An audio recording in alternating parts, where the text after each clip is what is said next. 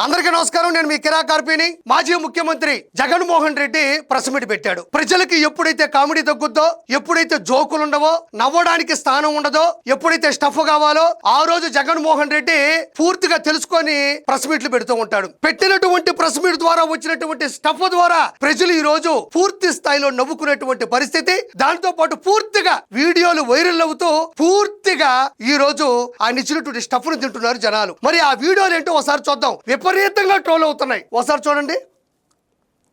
4 రోజుల నుంచి స్తంభింపజేస్తామన్నా జగన్మోహన్ రెడ్డి అంటున్నాడు, పులివెందుల నియోజకవర్గం నుంచి గెలిచినటువంటి జగన్మోహన్ రెడ్డి అంటున్నాడు, మాజీ ముఖ్యమంత్రిగా శాసనసభలో అడుగుపెట్టే పరిస్థితి ఉన్నప్పటికీ కూడా ఆయన యలహంక ప్యాలెస్ లో, లోటస్ పాండ్ ప్యాలెస్ లో, తాడేపల్లి ప్యాలెస్ లో కూర్చొని ఉండేటువంటి జగన్మోహన్ రెడ్డి అంటున్నాడు, మేము అసెంబ్లీని, సభని స్తంభింపు చేస్తున్నాం అంటున్నాడు. స్తంభింపు చెయ్యాలి అంటే నువ్వెందుకు అసెంబ్లీలో లేవు అని ఈ రోజు జనాలు పూర్తిగా మాట్లాడేటువంటి పరిస్థితి. మరి నువ్వు కూడా పులివెందుల నియోజకవర్గం నుంచి గెలిచావు కదా, అసెంబ్లీలో స్తంభింపు చేస్తున్నావు అని చెప్తున్నావు కదా, మరి నువ్వెందుకు అసెంబ్లీలో అడుగు పెట్టడం లేదు? మరి స్తంభింప చేస్తున్నటువంటి ఉద్దేశంతో మాట్లాడిన ఈ మాటల్లో నువ్వెందుకు అసెంబ్లీకి వచ్చి సభని ఎందుకు దద్దరిల్లించడం లేదు, సభని ఎందుకు స్తంభింప చేయడం లేదు అని జనాలు మాట్లాడుకున్నటువంటి పరిస్థితి. నాణ్యానికి ఇటువైపున అది నాణ్యానికి ₹1 బిల్లు వేస్తాం అనుకోండి, అటువైపు అచ్చు బొమ్మ అని ఉంటుంది. అచ్చు ఒకవైపు, నాణ్యానికి ఒకవైపు బొమ్మ, ఒకవైపు అచ్చు అంటారు. నాణ్యానికి ఏంటి? నాణ్యత అంటే ఏంటి? క్వాలిటీ. నాణ్యానికి అటువైపు, నాణ్యానికి ఇటువైపు అంటున్నావే, ఆ నాణ్యత నీ మాటల్లో లేదు కాబట్టే, ఆ నాణ్యత నీ పరిపాలనలో లేదు కాబట్టే ఈ రోజు నాణ్యానికి ఎటువైపు లేకుండా పోయావు. నాణ్యం వేరు, నాణ్యత వేరు. ఇక పాయింట్ నెంబర్ 4 గో. ఇక్కడ చూడండి, పాయింట్ నెంబర్ 4 అంటే పాయింట్ నెంబర్ 4 అనాలి. పాయింట్ నెంబర్ 4 అంటున్నారు. జగన్మోహన్ రెడ్డి ఇలా మాట్లాడితే మళ్ళీ నువ్వు చిక్కుల్లో పడతావు. రానున్న రోజుల్లో కాదు, ఎంతోముందు మాట్లాడిన మాటల్లో నువ్వేమన్నావు? రజనీ, నాకు అసలు ఫోనే లేదు, ఫోన్ ఉన్నా కూడా అందులో సిమ్ లేదు, సిమ్ ఉన్నా కూడా దానికి రీఛార్జ్ లేదు, ఒకవేళ రీఛార్జ్ ఉన్నా కూడా నా నెంబర్ నాకే తెలియదు, నా నెంబర్ నాకే తెలిసినా కూడా ఫోన్ ఎలా తీయాలో తెలియదు. ఇక్కడ పాయింట్ నెంబర్ 4 నిక్కచ్చిగా మాట్లాడాలి కదా. 1 2 3 4 మాట్లాడలేవు, సరిగ్గా దాన్ని ఉచ్చరించలేవు. దాంతోపాటు నాణ్యం వేరు, నాణ్యం వేరు, నాణ్యత వేరు. పెట్టగానే స్టఫ్ ఇస్తావు, పెట్టగానే వైరల్ అవుతావు, పెట్టగానే ట్రోల్ అవుతావు. చూడండి, మళ్ళీ వెంటనే దొరికాడు. గురువు గారు, బ్రహ్మానందం గారు కూడా సరిపోరండి. 1000 సినిమాలకు పైగా చేసినటువంటి బ్రహ్మానందం గారు, మేము జబర్దస్త్లో నేనే 450 స్కిట్లు చేశా, ఇలాంటి జోకులు వేసి మేము నవ్వించలేము, మేము నమ్మించలేము. ఇంతకుముందేమో పాయింట్ నెంబర్ 4 అన్నాడు, 4 బదులు దాని ముందు నాణ్యం అన్నాడు. మరి చెప్పుకుంటూ పోతా ఉంటే మళ్ళీ దొరికిపోయాడు. కరప్షనా కాదు, వైఎస్ఆర్సీపీ కలెక్షన్. 2019 నుంచి 2024 మధ్యన లక్షలాది కోట్ల రూపాయలని దందాలతో, దౌర్జన్యాలతో, అవినీతితో, అక్రమాలతో సంపాదించినటువంటి కరప్షన్, దట్ ఈస్ కలెక్షన్. అదే నీకు ఓడిపోయిన ఆ పద్ధతికి ఉన్న కనెక్షన్. చూడండి, ప్రతిపక్ష పార్టీ అయిన ఉన్న ఏకైక ప్రతిపక్ష పార్టీ మేము. మాకు ప్రతిపక్ష పార్టీ కింద మమ్మల్ని యాక్సెప్ట్ చేస్తే మాకు ప్రతిపక్ష హోదా ఇవ్వాల్సి వస్తుంది. సో ఆ ప్రతిపక్ష నాయకుడు, ఆ ప్రతిపక్ష పార్టీకి ఎంతమంది అన్నా ఎమ్మెల్యేలు ఉండని, ఆ ప్రతిపక్షానికి ఒక ప్రతిపక్షం అన్నది యాక్సెప్ట్ చేస్తే ఆ ప్రతిపక్షానికి ఒక నాయకుడు వస్తాడు. ఆ నాయకుడికి యాక్సెప్ట్ చేస్తే, ప్రతిపక్షం అన్న పార్టీ కింద యాక్సెప్ట్ చేస్తే ఆ ప్రతిపక్ష పార్టీ నాయకుడిని కూడా యాక్సెప్ట్ చేయాలి. నాయకుడిగా ప్రతిపక్ష పార్టీ నాయకుడిగా యాక్సెప్ట్ చేస్తే పరిస్థితులు ఈడ గమనించినట్లయితే ప్రతిపక్షం అనేది తప్ప ఏమన్నా అర్థమైందా జనాలకి? ప్రతిపక్షం వస్తుంది, ప్రతిపక్షం ఇస్తారా, నన్ను లాక్కోమంటారా, ప్రతిపక్షం నాకు ఎప్పుడో ఇవ్వాల్సింది, ప్రతిపక్షం ఎందుకు ఇవ్వరు, ప్రతిపక్షం నేను ఎందుకు అర్హుండి కాదు, నాకు 11 సీట్లు వచ్చాయి, అసలు అసెంబ్లీలో కూర్చుని ఏకైక పార్టీ నాదే కదా ఎదురుగా, నాకెందుకు ప్రతిపక్ష హోదా ఎవరు అంటున్నాడు. మరి ప్రతిపక్ష హోదా అడిగేదానికన్నా సీఎం పోస్ట్ అడగొచ్చు కదా. 11 వచ్చాయి నాకు, నేను అసెంబ్లీలో కూర్చోమన్నాను, ప్రజలు ఇద్దరినే చూస్తున్నారు, ఆ ఇద్దరిలో నేను కూడా ఉన్నాను కదా, నాకు సీఎం పోస్ట్ ఇస్తే నేను కూడా కూర్చొని మాట్లాడతాను కదా అనొచ్చు కదా. మరి అన్ని సోషల్ మీడియాకు సంబంధించి, లేదంటే ప్రెస్ మీట్ పెట్టి అక్కడ అన్ని ఛానళ్ళు వచ్చుంటే 1 నిమిషం పాటు ప్రతిపక్ష హోదా గురించి మాట్లాడినటువంటి, ప్రతిపక్ష హోదా లేనటువంటి వ్యక్తి ఎవరైనా ఈ భూమి మీద ఉన్నాడు అంటే అది జగన్మోహన్ రెడ్డి మాత్రమే. ఏం లేదు, మీరు కాబట్టి మళ్ళీ చూసుకుని అదే ఉంటుంది. ఒకసారి చూడండి, అదిగో. ఉన్న పార్టీ కింద యాక్సెప్ట్ చేస్తే ఆ ప్రతిపక్ష పార్టీ నాయకుడిని కూడా యాక్సెప్ట్ చేయాలి. నాయకుడిగా ప్రతిపక్ష పార్టీ నాయకుడిగా యాక్సెప్ట్ చేస్తే పరిస్థితులు అసెంబ్లీలో ఎలా జరుగుతా ఉందంటే ప్రత్యర్థి జట్టు లేని చోట బౌలింగ్ ఫీల్డింగ్ కూడా లేకుండా తండ్రి కొడుకులు ఇద్దరు మాత్రమే బ్యాటింగ్ చేస్తాం. బ్యాటింగ్ చేసి వీళ్ళంతా కీలే బ్రహ్మాండంగా బ్యాటింగ్ చేసినామని వీళ్ళంతా కీలే కితాబిచ్చుకుంటాం. ఇక్కడ జగన్మోహన్ రెడ్డి 2019 నుంచి 2024 మధ్యన నువ్వు మంచి పరిపాలన అందించుంటే జనాలు ఆ 151లో అన్నో ఇన్నో తీసేసి మళ్ళీ నేను సీఎంగా నిలబెట్టుండేవాళ్ళు, లేదంటే ప్రతిపక్ష హోదాలో నిలబెట్టుండేవాళ్ళు. ఈ రోజు నారా లోకేష్ గారు, చంద్రబాబు నాయుడు గారు ఇద్దరు బౌలింగు ఫీల్డింగు బ్యాటింగ్ ఆడుతున్నారు అంటున్నావు. మరి అది ఎలా వచ్చింది? వాళ్ళు సొంత గ్రౌండ్లో ఆడుతున్నారా? సొంత బాల్తో ఆడుతున్నారా? సొంత బ్యాట్తో ఆడుతున్నారా? నిలబెట్టిన వ్యక్తులు ఏమన్నా కొనుక్కున్న వాళ్ళ, లేదంటే కనుక్కున్న వాళ్ళ?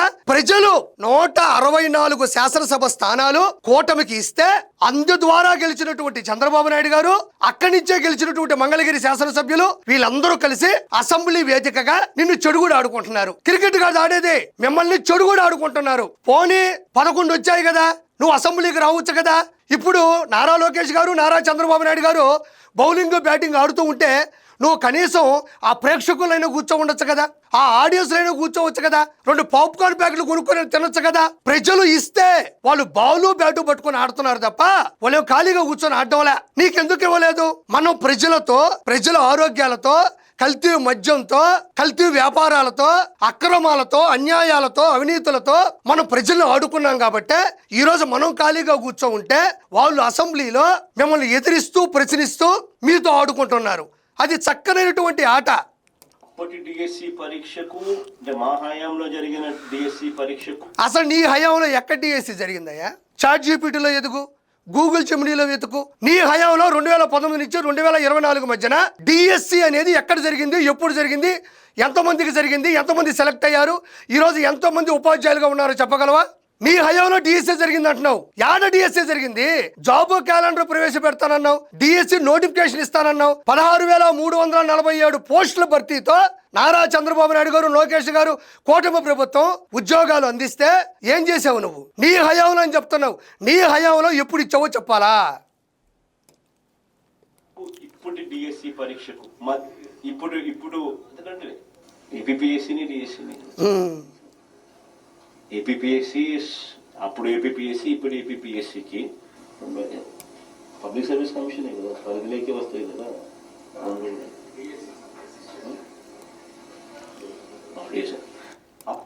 ఇక్కడ గమనించండి అయ్యా, భయంకరంగా ట్రోల్ అవుతున్నటువంటి సమయం, సందర్భం, సన్నివేశం ఏదైనా ఉందంటే ఇది.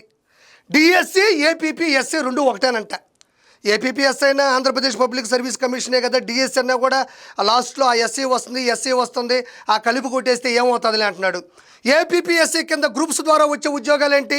Deputy collector, commercial tax officer, RTO, DSP, sub register, clerk, ఈ 4 గ్రూప్స్ ద్వారా ఏపీపీఎస్సీ నుంచి సెలెక్ట్ అయ్యేటువంటి అభ్యర్థులు పొందేటువంటి అత్యున్నతమైనటువంటి అధికారం ఉన్నటువంటి పదవులు ఏవైతే ఉన్నాయంటే నేను ఇప్పుడు చెప్పినట్టువి.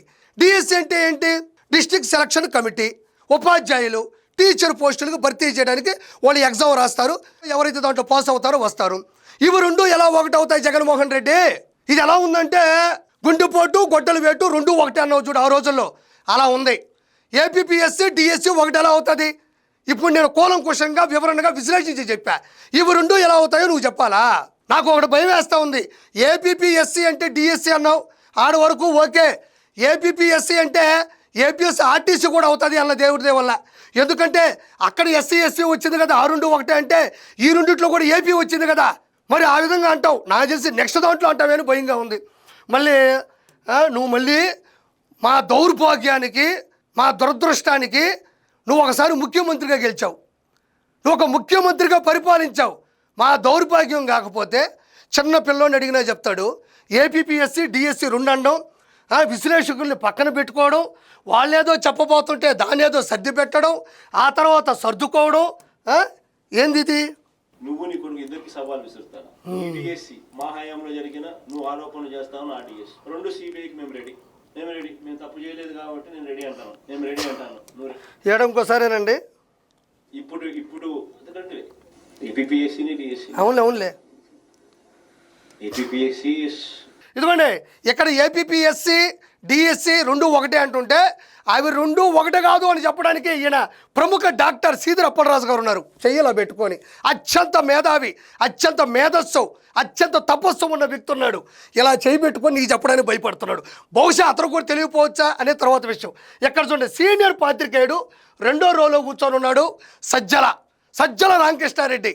అతను కూడా ఇతను చెప్పడానికి భయపడుతూ ఉన్నాడు. ఎందుకు? నీ అంత మూర్ఖుడు లేడు అని ప్రపంచం మొత్తానికి తెలుసు, అక్కడ కూర్చున్న వాళ్ళకి కూడా తెలుసు. మనం ఏ టాపిక్ మీద వచ్చాం, ఏ టాపిక్ మీద మాట్లాడబోతున్నాం, దాని గురించి పూర్తి విశ్లేషణ ఉండాలి కదా, వివరణ ఉండాలి కదా. వీళ్ళు కూడా చెప్పలేనటువంటి పరిస్థితి. అప్పటి ఏపీఎస్సి పరీక్ష, ఇప్పుడు డిఎస్సి మాదిరిగా నువ్వు నీ కొడుకు ఇద్దరికి సవాల్ విసురుతారా?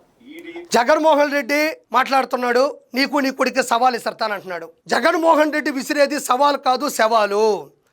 2019 నుంచి 2024 మధ్యన నందం సుబ్బయ్య, డాక్టర్ సుధాకర్, డ్రైవర్ సుబ్రహ్మణ్యం ఇలాంటి ఎంతోమంది అమాయకుల్ని చంపి డోర్ డెలివరీ చేసి మిట్ట మధ్యాహ్నం పట్టపగలు చంపేసి సవాలు విసిరేటువంటి వ్యక్తి జగన్మోహన్ రెడ్డి. నువ్వు సవాలు కాదు, సవాలు విసిరావు కాబట్టే ఈరోజు ఏమీ కాకుండా పోయినావని మరోసారి నేను హెచ్చరిస్తుండా. ఇక్కడ చూడండి, మా హయాంలో జరిగిన నువ్వు ఆరోపణలు చేస్తావు నా డిఎస్ రెండు సిబిఐకి మేము రెడీ. నేను తప్పు చేయలేదు కాబట్టి నేను రెడీ అంటాను. నువ్వు రెడీనా? ఏం లేదండి, ఇక్కడ పాత్రికేయులను పిలిపించి అక్కడ ప్రెస్ వాళ్ళందరూ వచ్చి చుట్టూ ఒక 10 మంది కూర్చొని అందరూ ప్రజలందరూ కూడా లైవ్లో చూస్తున్నాగా ఏదో ఒక సవాల్ విసిరేసి మేము తప్పు చేయలేదు, కావాలంటే సిబిఐ విచారణకి మేము రెడీ, లేదా మీరు వస్తారా అని అంటే జనాలందరూ కూడా జగన్మోహన్ రెడ్డి మామూలు సవాల్ విసరట్లేదు, చాలా నిజాయితీగా ఉన్నాడు, చాలా నికార్సుగా ఉన్నాడు అని ప్రజలు అనుకుంటారని ఇతను ఫీల్ అవుతున్నాడు. 2010 నుంచి 2024 మధ్యన మీరు సిద్ధం సభలైనా లేదంటే ఆ బస్సులో జనాలైనా ఆ గ్రీన్ మ్యాట్లు పెట్టిన పద్ధతి అయినా ఇలా చేసినట్టువే జనాలని ఏదో నమ్మించే ప్రయత్నం చేయాలనుకుంటాడు, కానీ నవ్వించే ప్రయత్నం మాత్రం ఇప్పుడు చేస్తూనే ఉంటాడు. Thank you so much.